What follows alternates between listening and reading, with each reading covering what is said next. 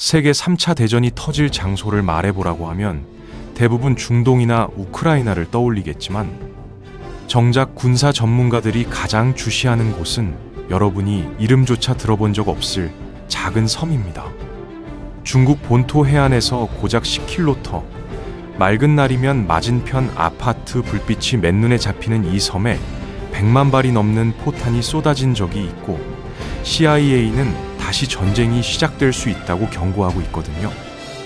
15만 명의 주민이 중국산 물을 마시면서 대만 국기 아래 살아가는 이 기이한 땅. 세계에서 가장 위험한 화약고 중 하나인 진먼 제도의 이야기를 지금부터 풀어보겠습니다.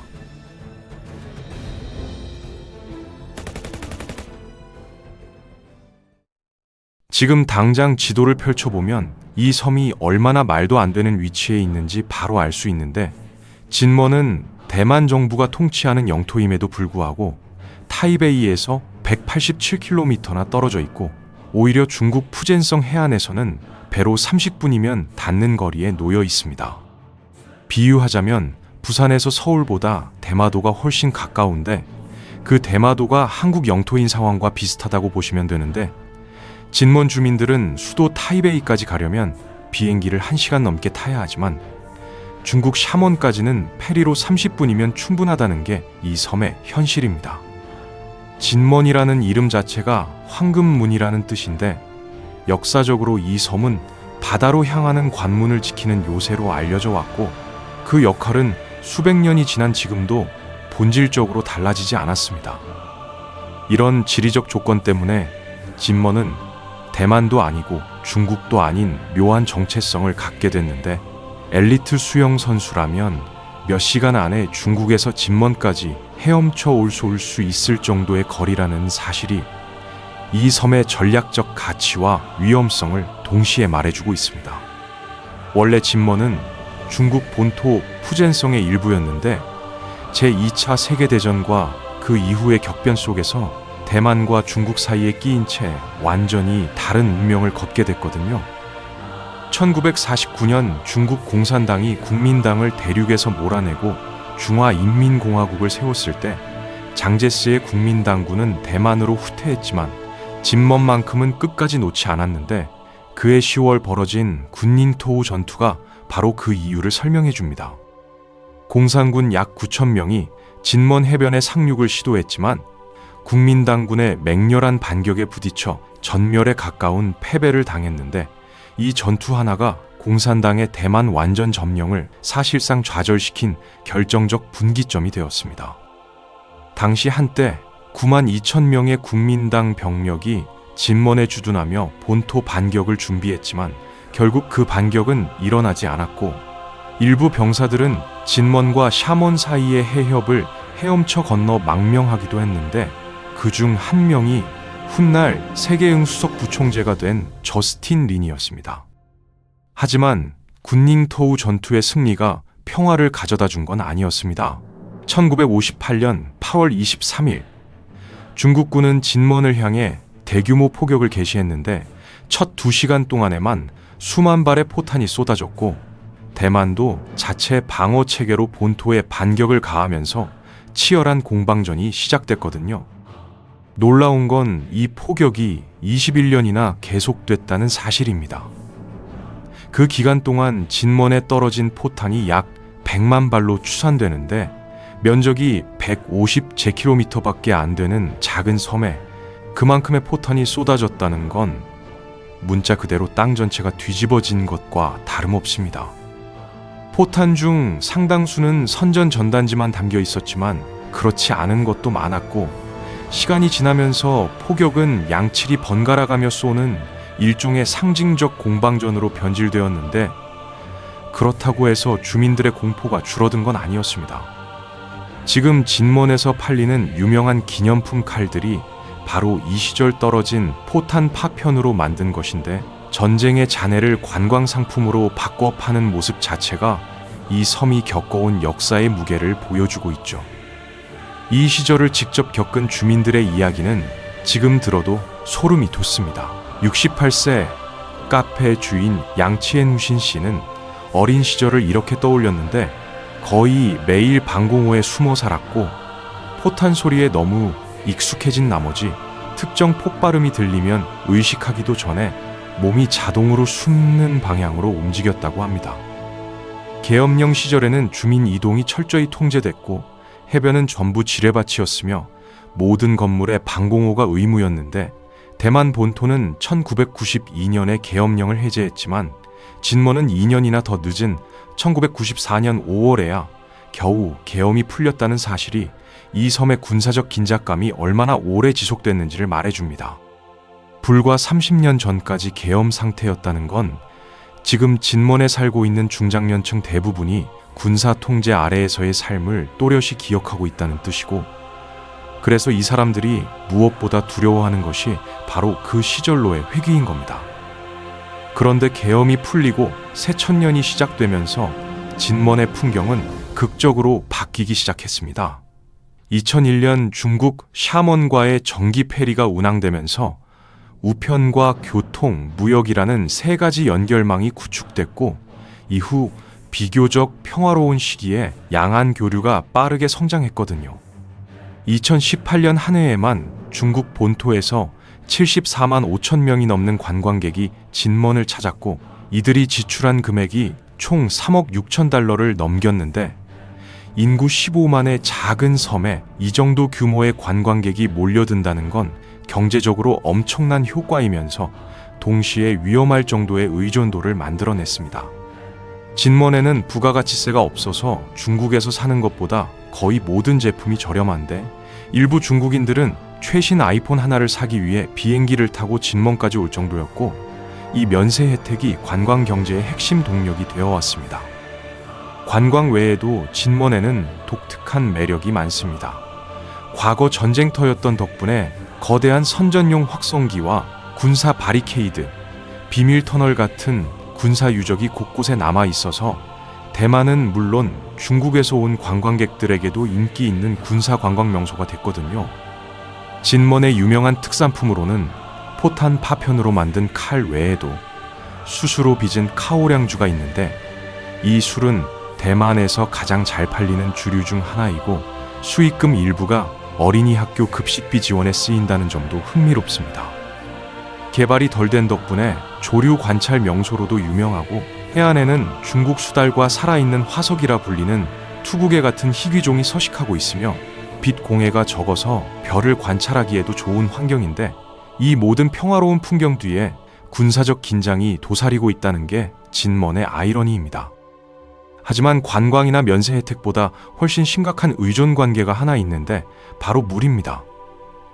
2018년 완공된 해저 파이프라인을 통해 진먼은 필요한 담수의 약 70%를 중국에서 공급받고 있는데 이건 단순한 인프라 협력이 아니라 목줄을 쥐어준 것과 다름없는 전략적 레버리지거든요.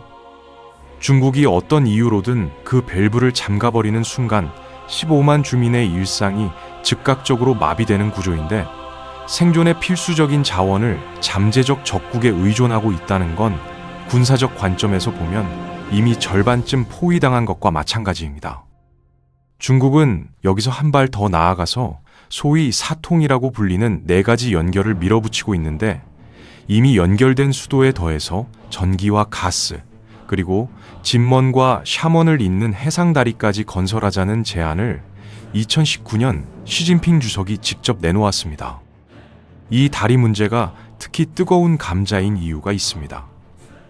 진먼 주민들 입장에서는 다리가 놓이면 관광객이 더 많이 오고 물류비가 줄어드니까 경제적으로 환영할 만한 일인데 대만 정부는 이걸 완전히 다른 눈으로 보고 있거든요. 대만의 대중국 정책을 총괄하는 대륙위원회는 이 다리 건설 제안을 엄청난 국가안보 위험을 내포한 트로이의 목마라고 공식 규정했는데 표면상으로는 경제협력이지만 유사시 중국군이 탱크를 몰고 건너올 수 있는 진입로를 만들어주는 셈이라는 판단 때문입니다. 대만 정부가 다리를 거부하면 진먼 주민들은 더 고립되고 불만이 커지는데 이것 자체가 베이징의 또 다른 승리가 되는 구조거든요. 승인하면 안보가 위협받고 거부하면 민심을 잃는 어느 쪽을 선택해도 대만이 손해를 보게 만드는 교묘한 전략인 겁니다. 이게 바로 전문가들이 회색지대 전략이라고 부르는 중국의 핵심 접근법입니다. 총 한 발 쏘지 않고도 상대방의 영역을 조금씩 잠식하는 방식인데 2024년 2월에 벌어진 사건이 이 전략의 전형적인 모습을 보여줬거든요. 진먼 앞바다에서 중국 어선 한 척이 대만 해경의 단속을 피하다가 전복되면서 선원 2명이 목숨을 잃었는데 중국은 이 사건을 빌미로 해경 함대를 대거 투입해서 진먼 인근 해역의 상시 순찰 체제를 구축했고 사실상 이 바다의 통제권을 가져가기 시작했습니다. 중국 공산당 기관지 인민일보는 2024년 6월에 중국 해경이 진먼 인근 해역에 대한 실질적인 통제권과 법 집행 권한을 완전히 확립했다고 보도하기까지 했는데 진먼 어민들은 이제 자기 집 앞바다에서 조업하다가도 중국 해경의 검문을 받는 상황이 일상이 되어버린 겁니다. 경제적 포위와 함께 군사적 압박도 동시에 진행되고 있습니다.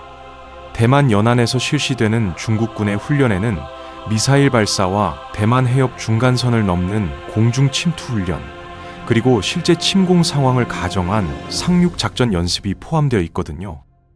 이러한 훈련은 실전 상황이 발생하면 예고 없이 그대로 전환될 수 있도록 설계되어 있다는 점이 핵심인데 평소에 훈련이라고 생각했던 군함과 전투기의 움직임이 어느 날 갑자기 진짜 공격으로 바뀔 수 있다는 뜻입니다.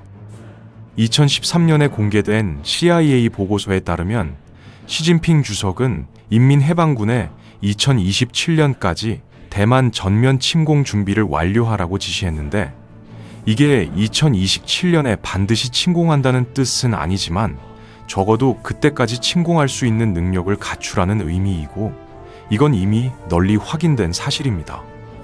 그렇다면 왜 하필 진먼이 전쟁의 시발점이 될 가능성이 높을까요? 군사 전문가들이 진먼을 첫 번째 도미노라고 부르는 데는 분명한 이유가 있는데 이 작은 섬이 무너지면 대만 전체의 방어 의지와 국제사회의 신뢰가 동시에 흔들리기 때문입니다. 진먼을 경제적으로 완전히 흡수한 뒤 자연스럽게 정치적 통합까지 이끌어내는 모델이 성공하면 베이징은 같은 방식을 대만 본토에도 적용할 수 있는 검증된 청사진을 손에 넣게 되는 거죠. 예를 들어 대만의 에너지 인프라를 겨냥하는 방식이 그런 시도의 한 형태가 될 수 있는데 대만 주변을 몇 주만 봉쇄해도 실제 침공 없이 에너지 비상사태에 몰아넣을 수 있고 이런 의미에서 진먼은 단순한 섬이 아니라 베이징의 전략적 실험장인 겁니다. 이 모든 상황의 배후에는 반도체라는 거대한 변수가 자리 잡고 있습니다. 대만의 TSMC는 전 세계 첨단 반도체의 압도적 비율을 생산하고 있는데 중국이 대만을 장악하면 이 공급망이 완전히 끊기면서 전 세계 경제가 마비 수준의 충격을 받게 되거든요. 미국이 대만 문제에 이토록 민감하게 반응하는 핵심 이유가 바로 여기에 있고 중국이 이 기반 시설을 장악하면 세계 기술 경제와 태평양 무역을 완전히 지배하게 되면서 미국의 경제적 입지와 글로벌 패권에 치명적 타격을 줄 수 있습니다. 워싱턴은 타이베이와 공식적인 군사 동맹이나 조약을 맺고 있지는 않지만 중국이 실제로 움직일 경우 대만을 지원할 것으로 예상되는데 미군 기지와 수천 명의 병력이 주둔한 동아시아 동맹국들이 분쟁에 연루되면 원래의 전장을 넘어 빠르게 확산될 가능성이 높습니다. 물론 일부 전문가들은 중국의 실제 침공 가능성을 그리 높게 보지 않습니다. 현재로서는 대만을 강제로 합병해서 얻는 이익보다 감수해야 할 비용이 훨씬 크기 때문인데 미국 국방정보국도 2025년 보고서에서 중국은 협상을 통한 통일이 가능하다고 판단하는 한 무력 사용을 미룰 의향이 있는 것으로 보인다고 분석했습니다. 여기서 핵심 단어는 미룰 의향이라는 겁니다. 포기가 아니라 유예일 뿐이고 시진핑은 2049년 중화인민공화국 건국 100주년까지 어떤 수단을 써서라도 통일을 완성하겠다고 공언해왔기 때문에 2040년대까지도 대만 위에 칼이 매달려 있는 상태가 지속될 수 있습니다. 우크라이나와 중동에서 값싼 자폭형 드론이 고가 장비를 무력화시키는 장면을 지켜본 중국은 자국 군대가 같은 함정에 빠지지 않도록 대응책을 마련할 때까지 시간을 더 벌고 싶어 할 수도 있는데 2030년대에 이르면 군비 경쟁은 더 치열해질 것이고 중국은 그 최전선에 서게 될 겁니다. 그렇다고 진먼이 완전히 무방비 상태인 건 아닙니다. 과거에도 대만은 진먼에 대한 공격을 성공적으로 격퇴한 경험이 있고, 수로를 건너는 상륙작전은 원래 어렵기 때문에 사전에 충분한 징후가 포착될 수밖에 없거든요. 진먼 해변에는 지금도 상륙 저지용 장애물과 대전차 방어시설이 배치되어 있고, 탱크와 장갑차, 포병을 동원한 실사격 훈련이 정기적으로 실시되면서 중국에 대한 억지력을 유지하고 있는데, 대만의 방어 전략 핵심은 적에게 점령 비용을 최대한 높여서 시도 자체를 포기하게 만드는 소모전 개념입니다. 지금은 관광 명소로 가이드 투어를 통해서만 방문할 수 있는 징청 민방위 터널은 바위 속에 2km가 넘는 길이로 뻗어 있는데, 이 터널이 현대전에서 드론 공격을 피하면서 병력과 주민을 보호하는데 매우 효과적인 방어 수단이 될 수 있다는 점이 중요합니다. 진먼 요새를 무너뜨리는 것이 예상보다 어려울 경우 훨씬 더 강력한 방어력을 갖춘 대만 본토 전체가 중국에게 갑자기 더 위협적인 목표로 느껴질 수 있는데, 이게 바로 진먼의 방어가 대만 전체의 방패 역할을 한다는 역설적인 논리입니다. 정확한 포격과 집중 사격, 상륙 방어 시설만으로 중국이 진정 원한다면 진먼 점령을 완전히 막기는 어렵겠지만, 적어도 베이징이 시도조차 꺼리도록 주저하게 만들 수는 있고, 이것이 소프트 파워 전략을 병행하면서 양측 모두에게 시간을 벌어주는 현실적인 억지력이 됩니다. 대만은 이 전쟁이 오래전부터 다가오고 있다는 걸 잘 알고 있고, 참호를 파고 적의 공격을 기다리는 방식으로 가능한 모든 준비를 해왔는데, 문제는 군사적 대비만으로는 해결되지 않는 부분이 있다는 겁니다. 결국 이 모든 상황의 한가운데 놓인 건 진먼의 15만 주민들입니다.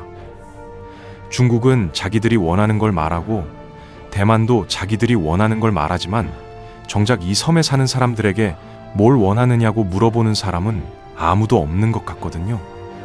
진먼현 관광협회 회장인 우창 씨는 이렇게 말했습니다. 우리는 대만과 함께 민주주의와 자유, 법치를 소중히 여기지만 동시에 더 큰 경제적 이익을 위해 중국과도 더 긴밀한 관계를 맺고 싶은데, 이곳 주민들이 이 둘 중 하나를 선택하기란 정말 쉽지 않다고요. 정치적으로는 대만에 속하고 싶지만 경제적으로는 중국 없이 살 수 없고, 민주주의의 가치를 지키고 싶지만 당장 먹고 살기 위해 중국 관광객과 중국 물이 필요한 현실이 바로 진먼의 딜레마인데, 많은 주민들이 현재의 삶에 만족하면서도 가장 원하지 않는 건 전쟁의 재발이라는 점에서 모두 같은 마음입니다. 문화적으로 진먼 주민들은 분명히 대만인이지만 지리적 근접성 때문에 중국 본토, 특히 샤먼과의 유대감도 강하게 느끼고 있고, 노년의 한 상인은 진먼은 중국 본토와 매우 가깝고 예전에는 교류가 활발했으며 우리는 서로 적대적이지 않다고 말하기도 했습니다. 폭격을 직접 겪은 세대는 어떤 일이 있어도 다시 폭력이 발생하는 건 막아야 한다는 생각이 뼛속까지 박혀 있고, 젊은 세대는 대만 정체성이 더 강한 편인데 경제적 혜택을 중시하는 나이든 세대와의 인식 차이가 진먼 사회를 더 복잡하게 만드는 또 하나의 요인이 되고 있습니다. 어떤 사람들은 진먼과 주변 최전선 섬들을 비무장지대, 즉 평화의 섬으로 만들자고 주장하기도 하는데, 지금의 현실을 보면 그게 가능할지는 솔직히 확신하기 어렵죠. 지금 진먼에는 아이러니한 풍경이 겹겹이 쌓여 있습니다.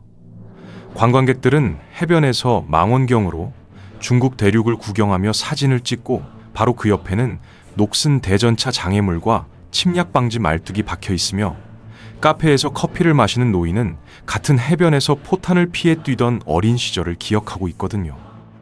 면세점에서 쇼핑을 즐기는 중국 관광객들은 자국 정부가 이 섬에 대해 어떤 계획을 세우고 있는지 모르고, 진먼 주민들은 평화를 얻기 위해 중국과의 관계를 더 강화해야 한다면 그게 진정한 평화인지 스스로에게 묻고 있으며, 다시 폭탄이 떨어지면 가족을 어떻게 지킬 수 있을지 답을 찾지 못하고 있습니다. 어쩌면 중국은 진먼을 평화적으로 흡수할 수도 있고, 어쩌면 대만이 중국의 군사적 반응을 촉발할 수도 있으며, 언젠가 전면적인 침공이 벌어질 수도 있는데 어떤 결과가 나오든 이 섬에 사는 사람들의 바람은 중요한 결정이 내려질 때 아무런 의미가 없을 것이라는 게 가장 슬픈 현실입니다. 진먼 주민들은 세계 대전의 단층선 위에서 살기를 자처한 적이 없습니다. 이곳은 한때 전쟁터였고 지금은 포탄으로 칼을 만들어 파는 작은 관광 명소인데 냉철한 판단력이 양쪽 모두에서 발휘되지 않는다면 이곳은 다시 한번 전쟁터가 될 겁니다. 중국은 해마다 더 강해지고 더 대담해지고 있는데 20세기 후반까지만 해도 거의 존재감이 없던 나라가 21세기 들어 1시간 안에 스타벅스 매장을 지을 수 있는 초강대국으로 성장했고 이 성장세가 멈출 기미는 보이지 않습니다. 최전선 섬들에서 앞으로 무슨 일이 벌어질지는 누구도 장담할 수 없지만 진먼을 포함한 모든 섬의 상황을 신중하게 지켜봐야 하는 이유는 분명합니다. 그렇지 않으면 머지않아 새를 관찰하러 왔던 사람들이 하늘에서 드론을 관찰하게 될지도 모르니까요.